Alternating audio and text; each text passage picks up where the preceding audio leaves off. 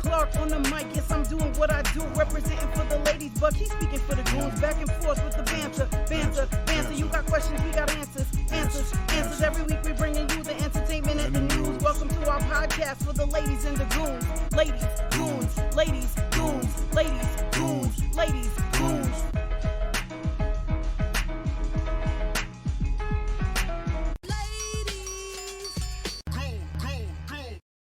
Hello, everyone, and welcome to episode 21 of the Ladies and Goons podcast. Ooh-wee. It has been quite a few days or weeks for me. A lot of bad things have happened, and trying to turn that around today, start anew. So a few people, I've lost a couple coworkers, and I lost a friend on my birthday. So sending prayers out to those families and sending positive thoughts to them as well. Mr. President, how are you? I'm good. You're good. Life is beautiful. That's awesome. That's awesome. We're at episode 21. How do you feel? I feel like it's less than episode 21. Like it's episode 5. You think it's episode 5? Why? That's what it feels like. Something early. Okay. All right. Well, today's episode, we're just going to talk about a few topics and get our opinions on some things. And then, of course, we're going to have Buck's things that he finds interesting. And we're going to get it rolling. So, I think I'll start us off. So, I wanted to talk about diversity in a sense. So, how diverse is your friend group, workplace, or neighborhood, and in what ways? So, diversity is a thing that people kind of misconstrue a lot.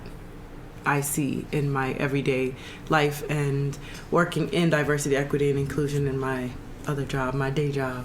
I noticed that diversity often means to people black or female or something that is adding something that is lesser into what you think the norm is. So I want to debunk that right now. Diversity does not mean that. There are a number of things that do mean that, but diversity is not it.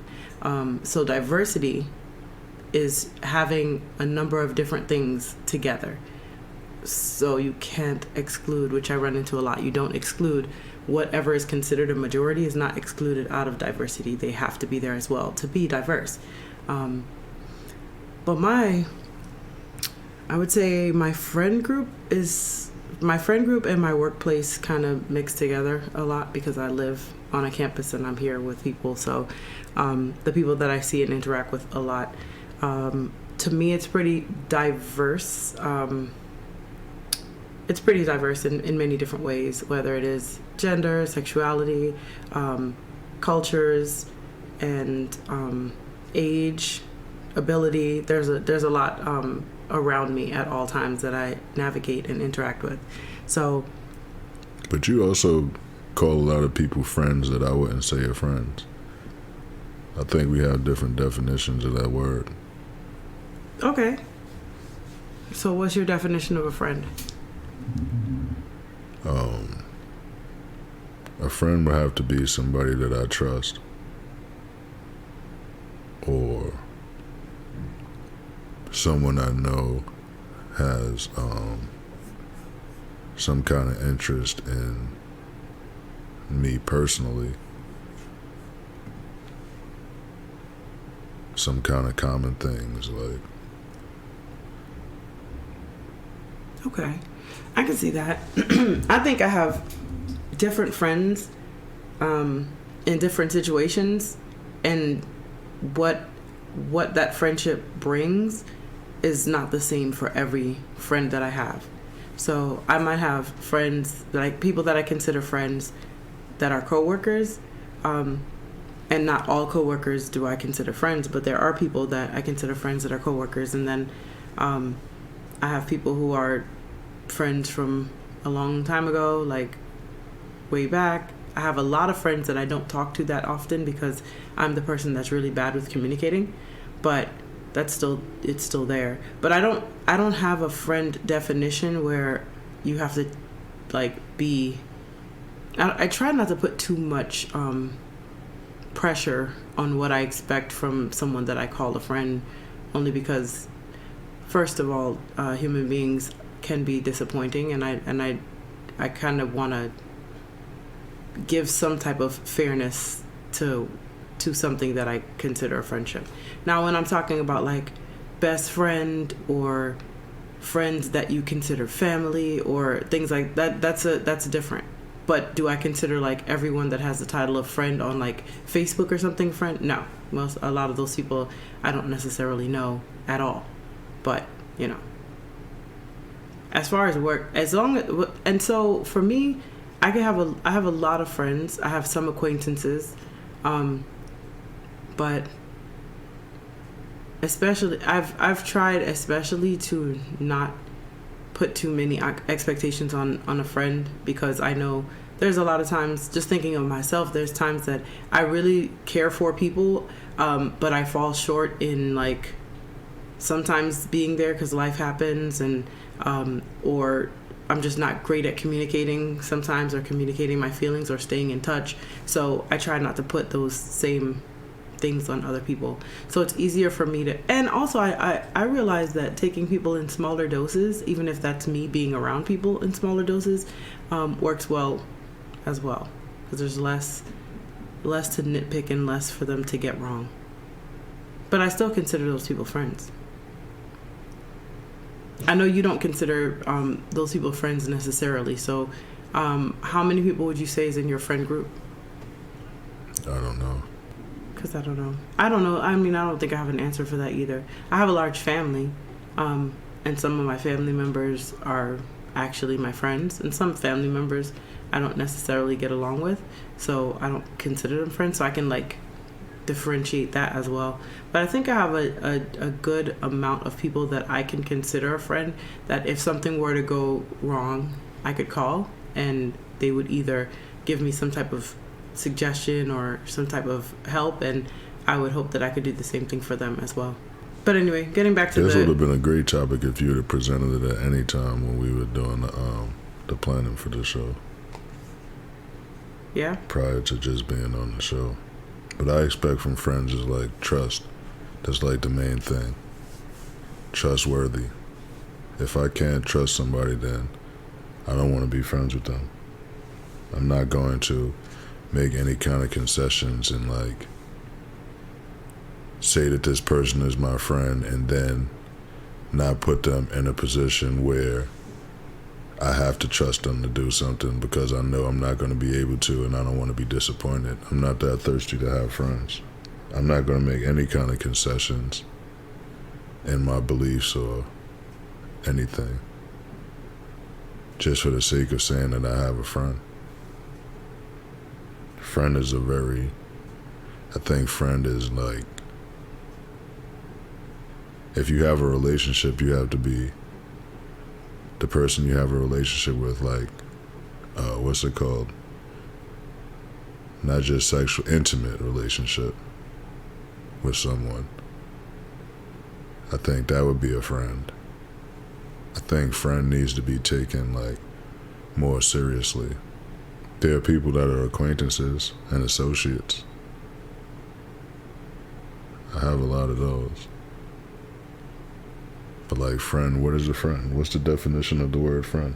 I think there are a lot of different definitions of it. So we could even, since I'm more so focusing on the diversity of people that are around you, you could use acquaintances, but not like people that you don't know at all. Not like acquaintance like you know the person, you've seen their name somewhere before or whatever, but someone that you actually interact with in a somewhat regular space, even if it's not in person. So once you have sex with somebody, that takes it out of the friend zone, but you first should be friends. A person whom one knows and with whom one has a bond of mutual affection, typically exclusive of sex or family relations. Yeah, see, it says typically, but I think you can, like I said, you can have family that's not your friends, and you can have family that is your friend. And you can have friends that are so close that they become like family, even though they're not blood. How could they become like family? That doesn't make sense if you can have family that's not friends. Yeah, you can have family that's not friends, and you can have friends that are more important to you and more loyal and more trustworthy than your family is, and so you decide to adopt them as family instead of just friends, like people that you would do anything for, which is what. I mean, that sounds noble in gesture, but being technical, you can't say that you have family that are not friends. So those family that are not friends, you would still do anything for, just because they're your family. And then when you have a friend that you're very close to, they fit into the same space as the family members that you would do anything for, even though you have family members that are not your friends, and you would still do anything for them. No, I think family members are technically get a space that is like, oh, this is family or a blood relation, but that doesn't mean that I have that connection with them. There may be friends that I would choose or prefer over them because of the bond that we have as a friend. So that's why I say friend. I mean, it's just kind of. But what does that family label come with? You said what? What does the family label automatically come with? Because if you're saying the friends move into that group, then that group of family has to have like some kind of privilege. Yeah, I guess. So what are those things? There are different types of family. So there's blood relation, and that's what I'm speaking on. Blood relation family. These people are held in the highest regard to you. I'm assuming based on what you're saying. They can be, and I think that's cultural. So what do these people have? What are the perks of being in that family group? I think it should be love and support. Don't you do that for friends? Yeah, some friends. But like, I think it might also be, in my mind, it might also be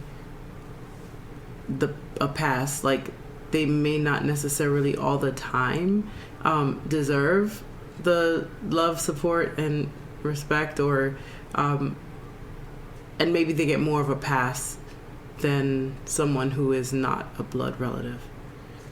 But I'm so not sure. When they violate certain things, you are willing to overlook it faster.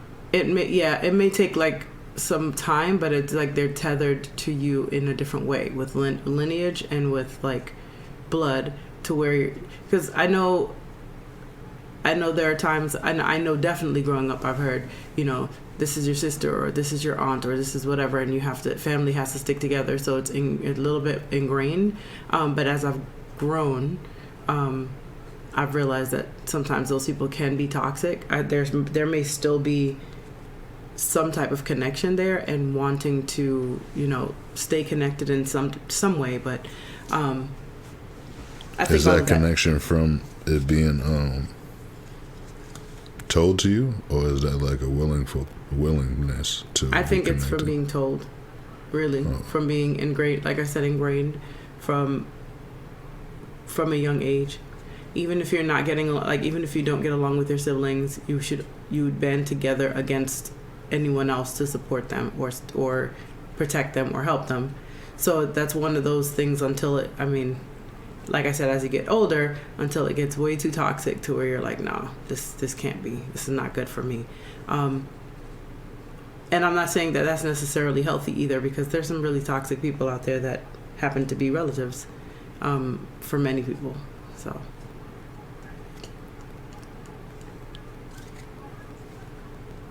But yeah. But do you? I don't really overlook things. regardless of who it's coming from. Yeah. But that's just me. I was always taught that family was important as well. But personal experience has showed that family members are people. The world is full of people. True. And maybe the people that tell you that family is important and whoever told them that family is important kind of did that to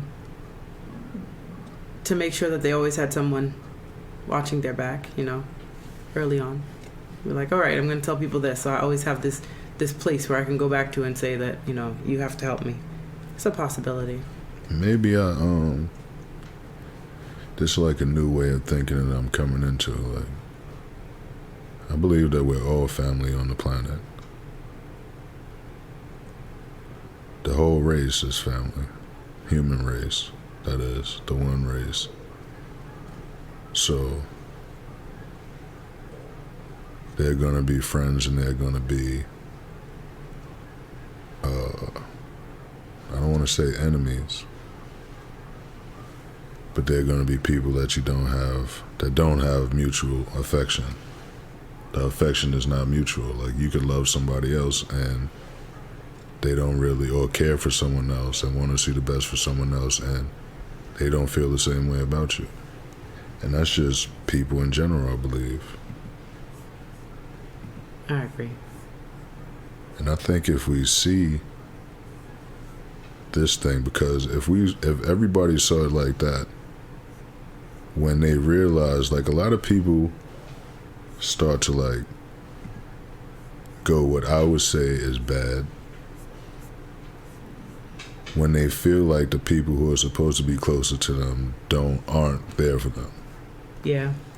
And people lose the will to do good or spread love when they feel like they don't have those people. That's true. And if it was looked at as the world is full of people and you don't have to be like blood related to be family, then I think it would be a more peaceful place. Because without that blood relation, people start to get selfish and then they start to think about themselves only. Not thinking that there's billions of people out there who care for them. That's true. And then some people are just more attractive in some way, personality or whatever, so they get an abundance of different types of people who care about them from first glance, and others have to work a lot harder for it and can become a lot jaded as well. But in your theory of like the world being a family, that would be the most diverse it could possibly be. That's why I always say strength is the first thing. Because the strength to endure the fakeness of this world. Like, you say a person is attractive and it might seem like people want to help them, but ultimately the people want something from them. That's true. And when I say attractive, I'm talking about their personality, their aura, not like looks or anything. But just like some people you just really like, whether they're really funny or you just see someone and you're like, that person's really cool and I want to say hello or whatever. In friendship, not talking about anything else. Right, because they want a cool person to acknowledge them so they feel cool. Yeah, or someone funny because they someone often funny feel so sad. They want them to laugh. They want them to be around to make them laugh, to help them through their hard time. Because I think people rarely see someone and say, this is what I can put to add to that person's life, like, ever. You're just kind of like, how do I feel right now? What is my space? And do I have room for, or do I need the energy that this person has? But I don't know of many people that are like, I mean, every once in a while, like, I know I'll see someone that looks really sad or sitting by themselves, and sometimes I'll walk over and talk to them, and my thought process is they look like they're alone or they look like something's wrong, and I just want to kind of help out. So those are the few times that I see that. But other than that, it's usually like, oh, I like that person. You know what? I need that person to be in my life. I'm missing this part in my life, and that person can fill it. And sometimes that's without thinking how you can reciprocate for that person, because it's usually not the same thing that you'd give back to them. Well, I usually try to, like, if I see someone in the service industry, like even a cashier, like I'll ask them how they're doing, because it's the mechanical thing of, hey, hello, like and people not even really listening and just like, yeah, ring my stuff up or do what you're supposed to. So I try to like show a little bit of interest. I'm genuinely interested in them. Yeah. Not because I expect them to do something extra for me or anything, but just because I feel like it could brighten their day a little bit.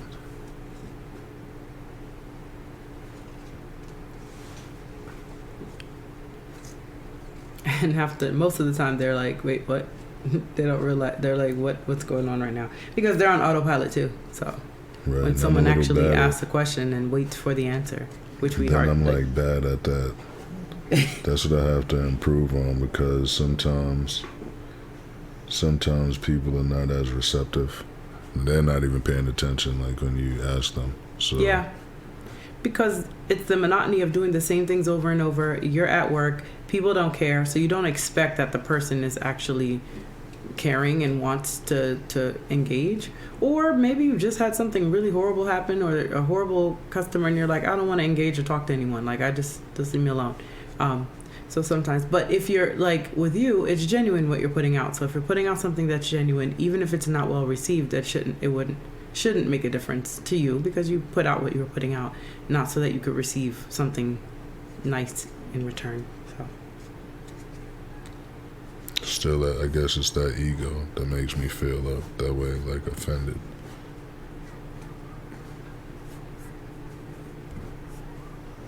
But yeah.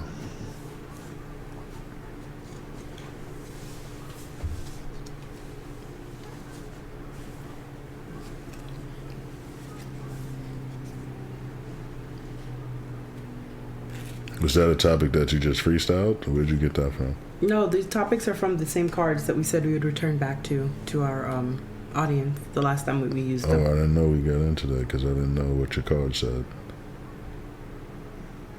Yeah.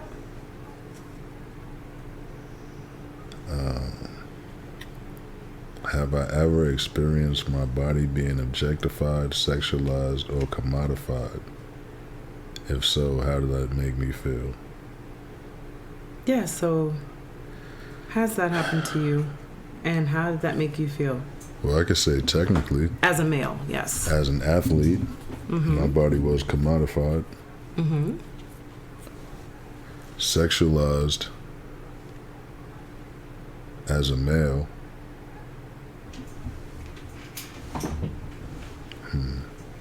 That's tough. Can't really tell. It's hard to tell. So I would have to say no. Well, I mean, there are some times when I worked as a bouncer, and then, like, women just touch you. Like, is that, like, sexualized? Objectified? Probably, because anyone just touching you, like, there's some kind of connection that they're trying to have in doing that. And if it wasn't welcomed, then, yeah, that falls under it. I just interpreted it as they wanted something else. Like, it's like trying to get over. I guess these things I never took them personally, and I just accepted them as how things are. People are manipulative, and they use you for what they can use you for. Commodified as an athlete. It's like if you're hurt, then they can't do anything for you, or you're no interest. But I took that as business, though.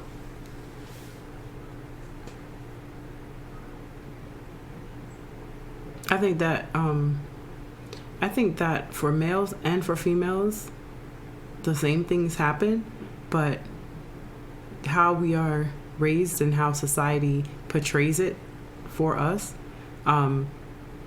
makes it probably easier for a female to answer that question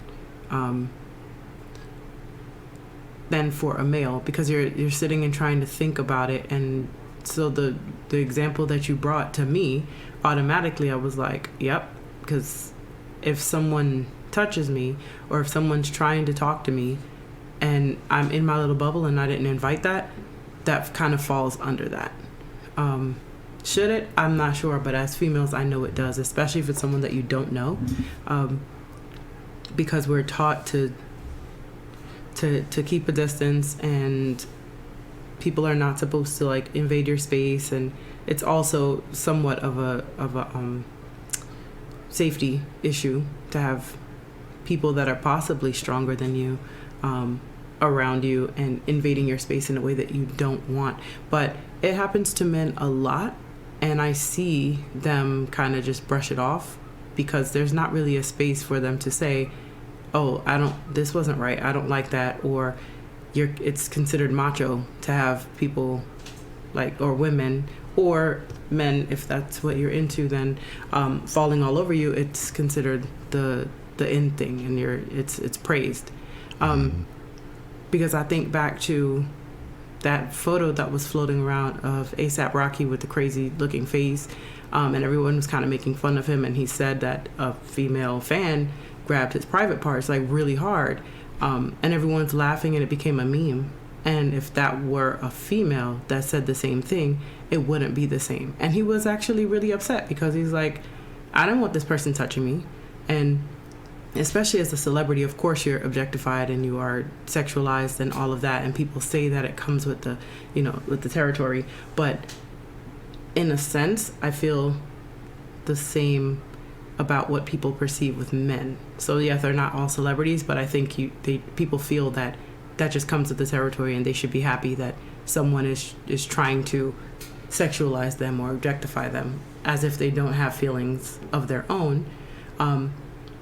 And everybody doesn't necessarily want everyone around them, touching them, attracted to them. Like, it's fun to be like, oh, people think I'm attractive, but at the same time, you have your own standards of who you like and who you want in your space. So regardless of what that is, you should be able to go through this world without feeling like, number one, you have to dress a certain way because if not, you're attracting this, or you have to be a certain way. For men, it's not usually how they dress, but it could be, it could be, oh, they're wearing this chain, or they're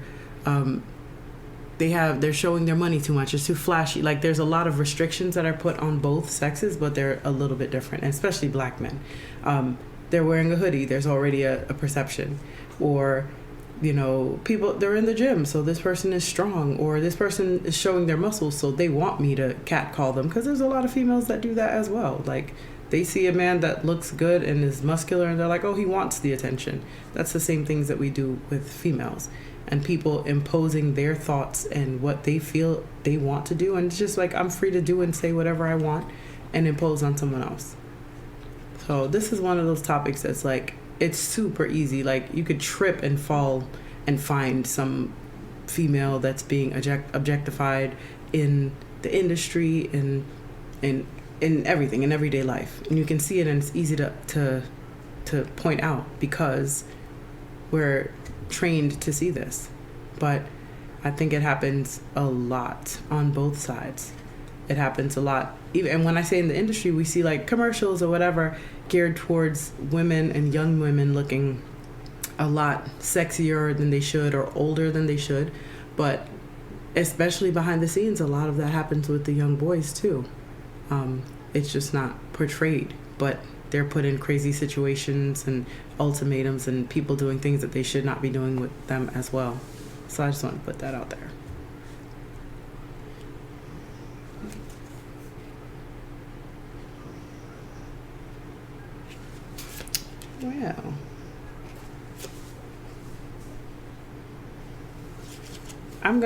Well, I did talk about entertainment a little bit, So I'm going to switch a little bit to media and pose a question. Do you think the media makes us more or less bigoted, polarized, and judgmental? Say that again. Do you think the media makes us more or less bigoted, polarized, and judgmental? The media in general? Yep. All media, social media, news media, entertainment, whatever's being projected and displayed and broadcasted to the masses. So mass media. And newsprint and all of that. And social media and your local group, it could be anything, but what you see out there. So the media. Bigoted, polarized, and judgmental.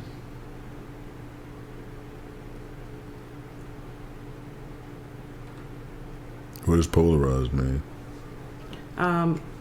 Two opposite ends, so separated. Like, one example, Republicans, Democrat. Like, you're just like completely opposite ends. It has to be this or this. And taking whatever you hear and twisting it to make sure that it fits your narrative so that you can continue to be on those two ends. I would say most media makes us more those things. Yeah. I would say, I was trying to think really hard while you were thinking to see if any media that makes us less of those things. And I couldn't think of any. I couldn't even think of, you can't even say like religion or something that, or spirituality or something that's supposed to bring you together. Even the newsletters that they send out or whatever, those are very polarizing. But if not, that's why I asked what is media, because today we're living in a time where every person can be a media source. Yeah, exactly. So I know there's a lot of people that I follow and a lot of people that I admire that speak of unity, just all around unity and overlooking those differences and things like that. Yeah. So that's why I couldn't say yes immediately, but the larger scale media seems very divisive. I agree. I mean, and if I really look at even the people that I think are like all about love, peace, and unity, when something really tragic happens or there's like a divide, even when those people try to jump in to be like, we should care about each other or whatever, it still sometimes comes off wrong and sparks another like polarized situation, regardless of what it is. You could be talking about learning about other cultures and coming together, and learning true history and coming together and respecting and loving each other, and that quickly turns into you're an anti-Semite or you're racist or you're so it's they really even hated on Jesus, man. Yeah. People are just is wild because you don't have to choose to listen to those things. Yeah. And if there weren't so many people who embrace those things, then I don't even believe mass media would be able to get away with it. It's also that media doesn't just report what happened, like this is the facts, draw your own conclusion. It's definitely, depending on who's telling you, they use what's there to push the narrative that they want. Right. And depending on where you're catching someone, you can catch someone in a horrible time in their life and convert them very quickly to whatever it is that you want. And that's the point. Like, media wants to reach a lot of people and change their mindset to fit whatever narrative you're pushing. Usually for money, but mostly, I think, for power and control. So those, I mean, which are more important than money, because once you have power and control, you have money. So I think that it is in media's best interest in their minds to do exactly what it is that they're doing. And the same people that push one agenda will be the same ones that are fighting against it in another platform.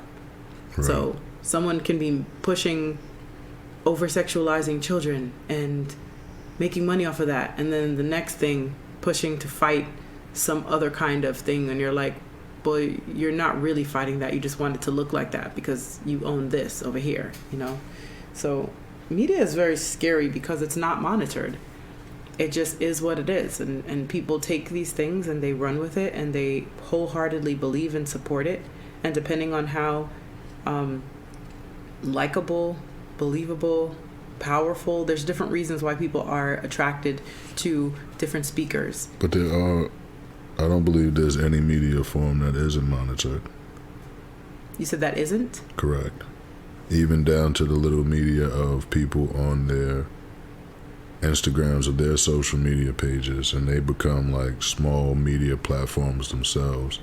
The algorithms, as we call it now, or whoever's controlling how many people see it, there's still somebody monitoring. Yeah. You can't just get on mass media on a big broadcast network and just say anything. Yeah, the different media outlets have someone that they answer to. I'm sure there's there is some way for someone to hack and like broadcast to everyone, but these places that allow certain things to go out to the mass media, even when it's crazy, horrible, bad, it fits it's all being monitored, you're right, and it fits the objective of what it is they're trying to portray. If something goes out and it looks crazy, looks like, oh my gosh, why would anyone do this? We're reporting on it because we're just reporting the regular news. That's just how it is, but it makes someone look horrible, and so you're like, all right, we could do that. The same thing, switch up some of the scenario, not even the scenario, it could be the same scenario. You could switch the race of the people that are in it, or the gender or whatever, and then all of a sudden we can't report this. Or out of respect for the family or the minor, we won't show this. But then another person, same situation, and no, the public has a right to know. So it is, you're right, it is monitored. And social media is monitored if you're using platforms that are monitoring, and censoring what you're doing. And there are some platforms where it doesn't, and you just put the stuff out there, but I don't know how many people actually use those. But then still monitored by someone. Someone has created it and decides what they allow and what they don't allow, even if what they allow is just everything because they want chaos. And media usually determines what is accepted and what is taboo for a society. Yeah. It's crazy because the United States, land of the free and freedom of speech and blah blah blah, has opened up a lot of I believe it has opened up a lot of chaos to society itself and influenced other cultures and societies to have more widely accepted craziness on TV, easily accessible for children. I know you got to be more specific when you say craziness. Craziness, like I said before, over sexualizing young people, and pedophilia, and let's see, I don't know, just I remember it used to be like taboo to talk about sex, mental health, and like wealth, and that doesn't seem to be the case anymore. I remember when you could turn on the TV and you would not see really any sexual. It would have to be innuendo, but there couldn't be anything that's just overtly. Sometimes now you turn on the TV and if they're like young kids around, you have to like dive in front of them like, okay, and change their, like, it's like too much for just general public.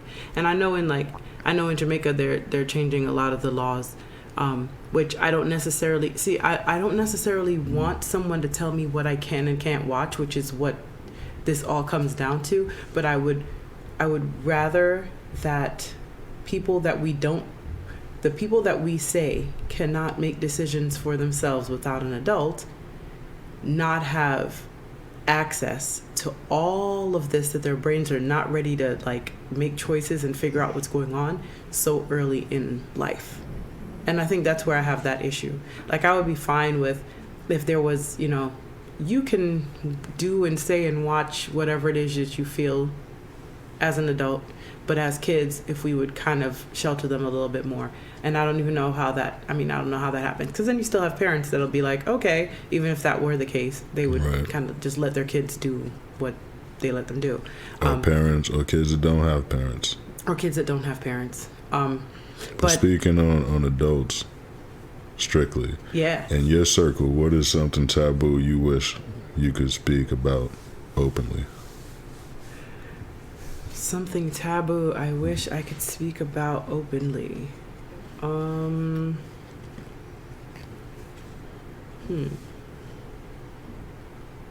That's kind of a tough one. So in my circle, like I said, I have a lot of coworkers in my circle.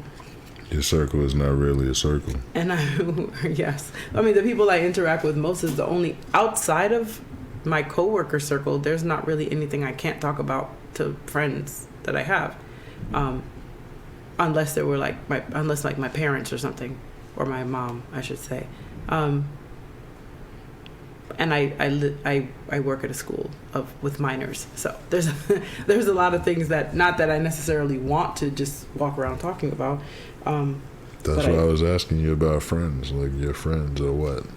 People that you just met and you knew that you never speak to and never have conversations with, or your family members who have mutual affection for you, and they have showed that they have mutual affection. Yeah. Even when people have mutual affection, sometimes it's like I can't talk about certain things. I think I have one that that overlaps all of those for me, because it's something I know I always stop and say, okay, I can't talk about this. Well, there's two things, but one thing is having conversations about true history and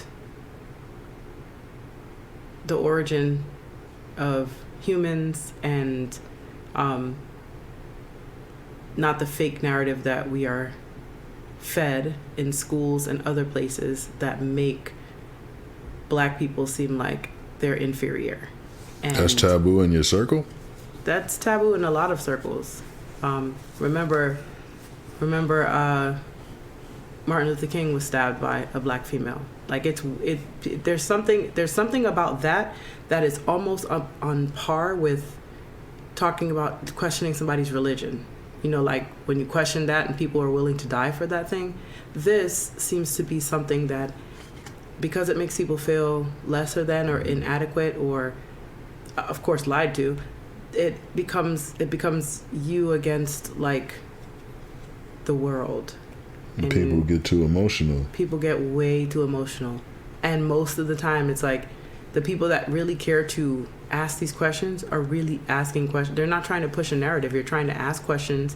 You're trying to figure out what's going on and figure out yourself and like where you fit in your lineage in the world and in society, and not just what someone is telling you because they want you to feel like you're accepted. You're just not where we are. And I think that goes across everything. Like even, so talking about that, talking about even like eating properly, which becomes an issue in every circle because, again, people think that you're attacking them because you're talking about something that they love. Something they're emotionally attached to. And that they love, honestly. And it's, so those are the two things. There's a question going around the internet right now, like, would you rather $5 million or 5 minutes speaking with Jesus Christ? And it's like, that's how, like, it's like one of the, and almost every answer that I've seen has been 5 minutes with Jesus. So yes, it's like and everyone, it took them a long time to say it, but everybody came up with that answer. And I think a lot of people came up with that answer because they're like, all right, people are seeing this. I want to look like I'm a good person. And some people genuinely, it's like, okay, if I talk with this person, I can have everything, they can, or whatever. But that's how important it is. You could have put 100 billion there, and some people would still say a conversation, because that's how ingrained a lot of these things are. And I'm not saying that is right or wrong. I'm just saying that it's an emotional attachment to any of these things. So that would be, I'm saying too, but like one is kind of connected to the other. So origins of like of humans, the innovations and things that have come about, and who like really did all those things, and have conversations of that, and also like health and diet, and talk about Dr. Sebi without people acting like he's a witch doctor who tried to trick people. I guess trick people into health. That might be what they think is going on, but people have, I wouldn't even say it's love for these things. They have an obsession and a toxic attachment to certain things. Mm-hmm. And I think that is misconstrued as love by many people, and in this society, probably, because that goes back to the friendship thing and the family thing. People have accepted these attachments to people, objects, experiences, and sometimes it's just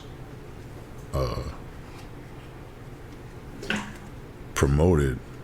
If it's accepted by people, then, well, by the masses, which can be helped greatly by media, mm-hmm.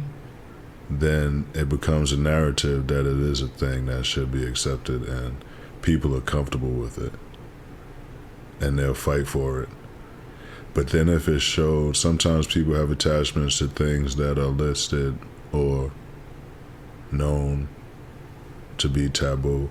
I would say represented as taboo. Yeah. Largely by a large group of people. They'll still have those toxic attachments, but they won't be as loud with them. True. And living in a time where right and wrong is not even like, it's argued. Like, you could argue what's right and what's wrong. Yeah. Right and wrong depending on who and what you want out of it. So it becomes like hard to have these conversations on things that are vital and important to life. Yeah. Because even speaking on the food, you'll say, well, this is the right way to eat, and they'll say right for who. True. I want to enjoy my life and enjoy what I eat. Mm-hmm. And they'll say, I'd rather live 40 years and be happy with what I'm doing than live 80 years and be miserable because I don't like, which really probably wouldn't happen, because as you condition yourself to eat a certain way, it becomes normal to you. But anyway, that's another topic. But that's that back to those attachments. That's the same topic. People have these attachments from their experiences. Like, a lot of people have feelings of eating certain dishes because they've shared them with the people that they love.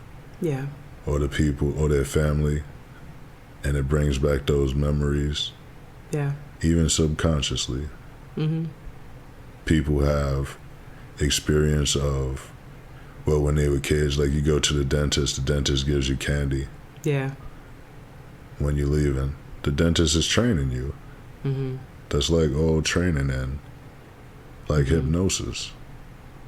Yeah. And people hypnotize themselves throughout life. And other people sometimes hypnotize them as well and aid in it.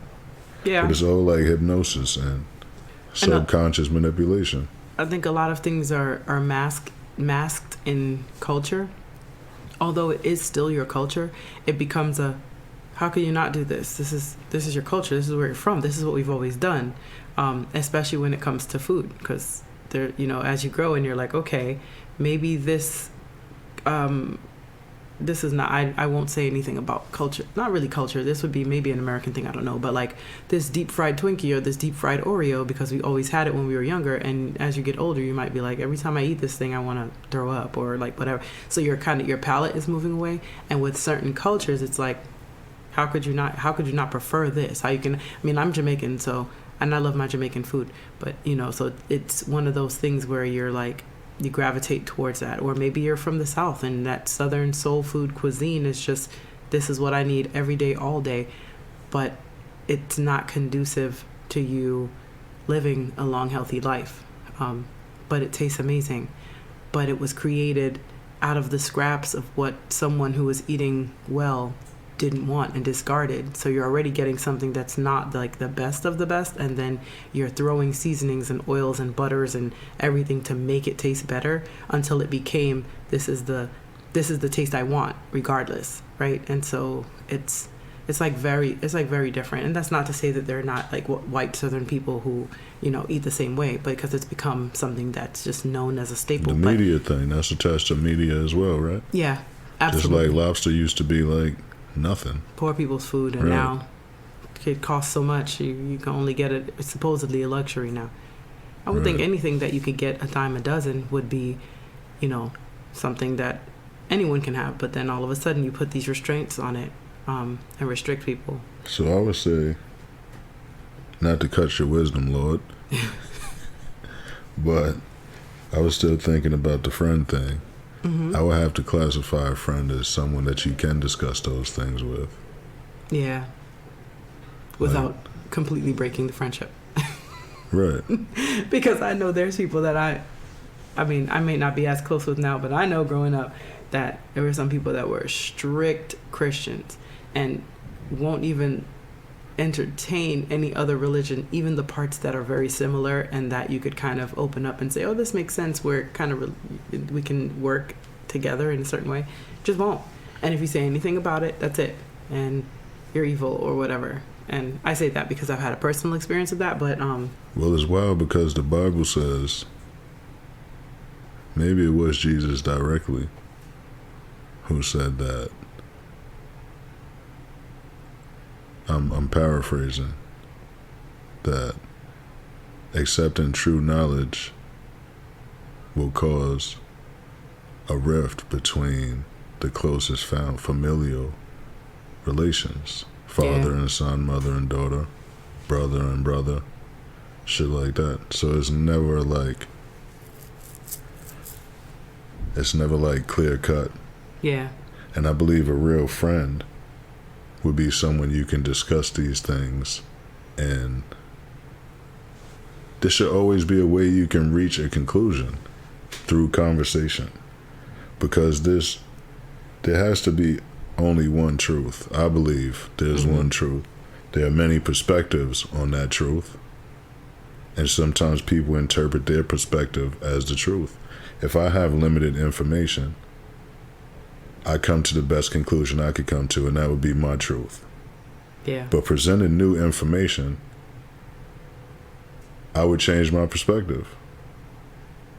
Some people don't change their perspective, and they're not willing to at all, because of where they got the where they got the information from. And I believe a friend would be somebody that you can actually have this conversation with, and then come to a mutual agreement and move forward. Like if you have a conversation with about certain things with your coworkers, they'll report you. Yep. Quick. So I wouldn't say those people are genuinely friends. Yeah. You can have a conversation with a family member, and then they won't want to talk to you anymore. Yep. And also try to get other people to not talk to you anymore.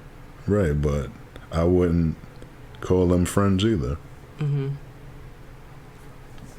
know what I found? As you're saying that, it just made me remember something. Because yes, you do have those friend groups where, like you said, you talk about this, and all of a sudden they don't want to talk to you anymore, or whatever, and are not as accepting as they should be. But I have noticed that when people have friends that are racist or sexist, a lot of the times it's very easy for people to overlook. Like they'll just, oh, that's just such and such, or not only just friends, but like older relatives or whatever. It's like, oh, they don't mean any harm. They're just that's just how they are. They don't really, they're harmless or whatever, for certain things, and then for other things it's like, no, that's it, can't do it. I mean, right, but they wouldn't wrongly. people have done that with like sexual abuse in minors in families with other family members, and just been like, oh, we just keep the kids away from that person, as opposed to why is that person like, why are you not dealing with the situation the way you should? But I guess for some, but they wouldn't necessarily go out and befriend someone that they know does that already. Exactly. Like that's kind of weird to me. It's really weird. That's off. Like that's real off. Cause like you'll be quick to blacklist somebody. Like, oh no, this person's whatever. But you have someone that's in your group that's like that. We were just watching. I mean, it's also, I don't know. It's not exactly the same thing, but like, if you don't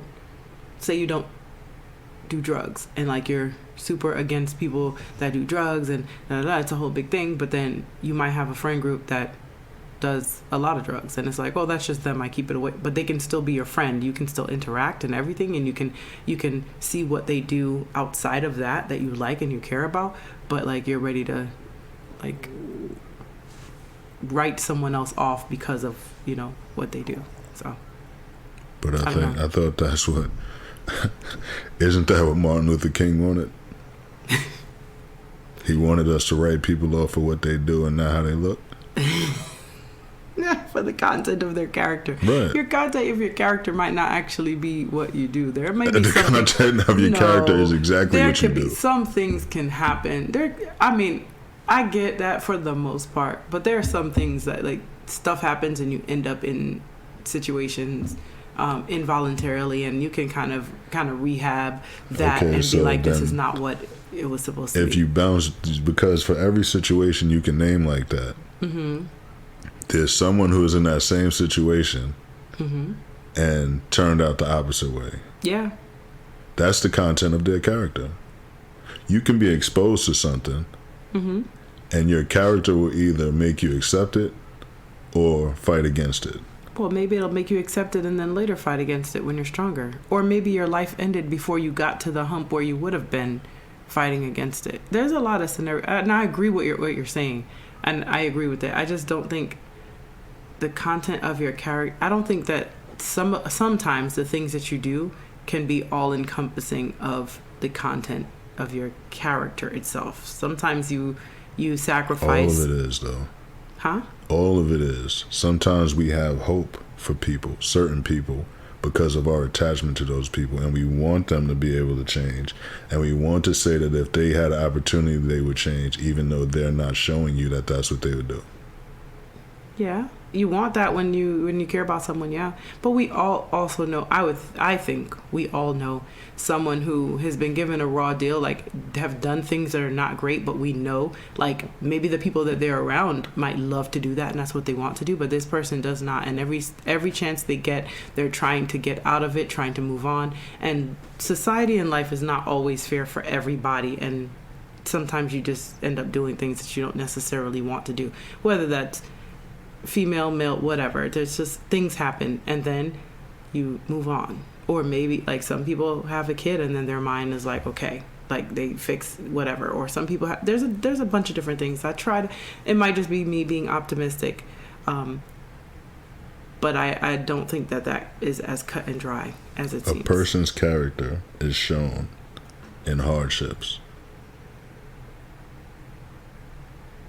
But maybe a part of their character, like maybe a part of your character is your character, is caring for someone so much that you would do anything for them, and the thing that you do is bad. That you would sacrifice your character and who you claim to be. Yes, like your child.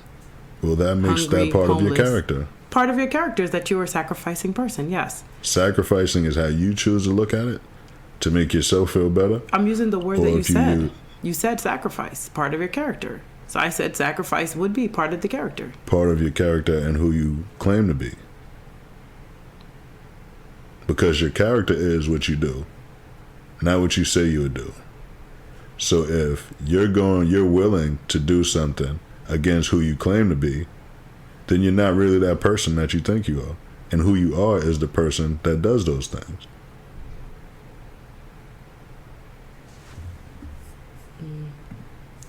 I don't know. I don't necessarily agree, but I can't wholeheartedly. I don't have a definition in front of me of what character is, so I will go with yours. The content of your character. Not the partial content of your character, not part of your character that you're willing to accentuate. Okay.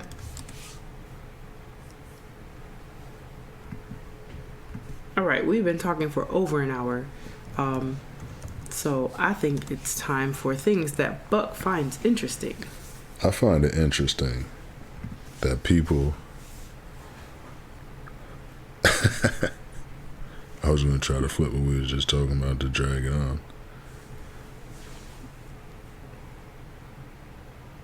But I saw some things in the media that I found interesting. There is a human-monkey hybrid embryo that was created by a joint China-U.S. scientist team. I hate everything about what you just said. Wow. And what is the point of that? That's what I don't understand either. I have no idea what the point is. But I'm going to go to the article. There's like so many... Just hearing that sentence makes... that there's no good that I see, and like so many... Like, that's the beginning of like 100 movies right now. Like, you could just be I think the point of science is to prove that things can be done even if they shouldn't be done. I hate that. Because we are, like I said earlier, there's like a debate of right and wrong. There's no consensus throughout this world on what right and wrong is.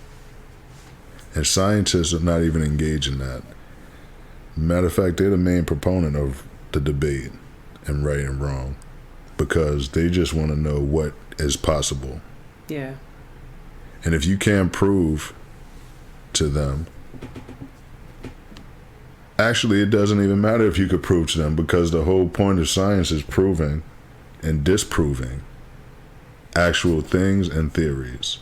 It's crazy. So if you say, why are they doing this? They could breed a whole race of people, half monkey, half person, that would take over the world. There would be a scientist willing to say, that's not what they would do, and I'll prove it to you. And then they go, whoops. Like, what? Right. Like, what is going on in life? That's insane. A team of scientists from the U.S., China, and elsewhere have developed embryos that are a mix of human and monkey cells for the first time in history. The researchers injected 25 stem cells from humans known as induced pluripotent stem cells, or ISP cells, into embryos from macaque monkeys. Mm-mm. The scientists then grew the mixed embryos in test tubes for up to 20 days in order to study how the animal and human cells communicate with one another. The idea behind the research is to determine whether or not monkeys could eventually be able to grow human organs for transplants. Oh my gosh. So that's the spin. That's the media we're talking about.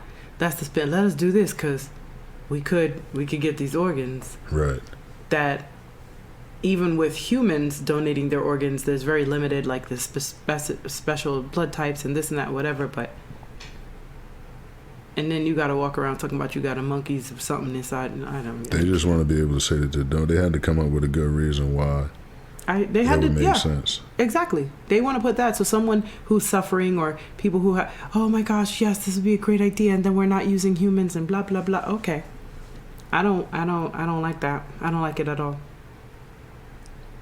Wow. Mm-mm. In other science news, in a video released by researchers, a tiny little robot akin to a T-1000 Terminator cyborg can be seen escaping a teeny-weeny jail cell. Oh my word. I was somewhat joking before when I was like, this is the beginning of all these movies for the last thing you said. This is insane. and ridiculous. That's definitely the beginning of a movie, right? That is a whole movie right there. They even used the reference to the movie. I tell you, they're like, look, this is what it is. This is where we got it from. Like they just watched the movie and were like, let's see if we could do this. Are you insane? Why? The robot is a solid robot. Anybody who doesn't know what T-1000 is, T-1000 was a robot in the Terminator movie, and it could change itself to liquid form and then back to a solid metal form.